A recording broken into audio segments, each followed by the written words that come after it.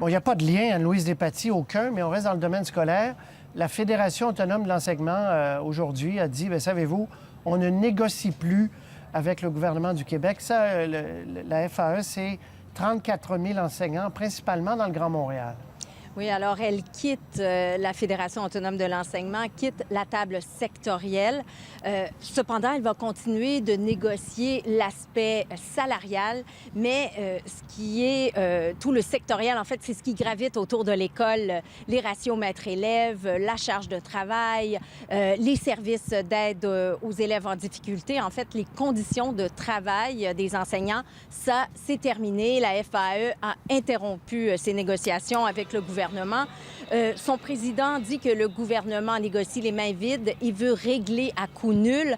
Alors, dès lundi, il y aura conseil syndical. Tous les syndicats membres de la Fédération vont étudier différents scénarios. Je vous rappelle qu'il reste une journée de grève dont la date doit être fixée. Il y en a eu 2, mais il en reste une.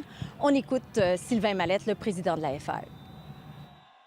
Nous allons aussi évaluer collectivement de quelle façon nous pouvons obtenir un déblocage à la table de négociation. Puis on pense qu'en posant le geste qu'on pose aujourd'hui, c'est d'envoyer un message clair, mais un message qui est fort aussi. Nous n'accepterons pas une détérioration de nos conditions de travail. On est là pour améliorer nos conditions de travail. Alors, Martin Coiteux, le président du Conseil du Trésor, a réagi en rappelant qu'il y a des offres, de nouvelles propositions à venir aux syndicats sans être plus précis. On écoute Martin Coiteux.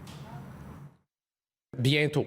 Ça sera bientôt. C'est un travail qui est très important à faire, bien entendu.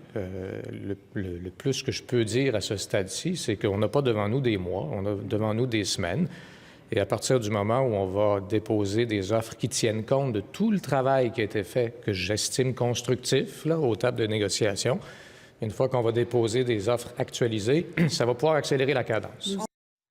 Quant au ministre de l'Éducation, il est à l'étranger, mais le cabinet de François Blais répète à l'intention de la FAE que les solutions doivent être trouvées aux tables de négociation et qu'une éventuelle entente doit respecter la capacité de payer des contribuables.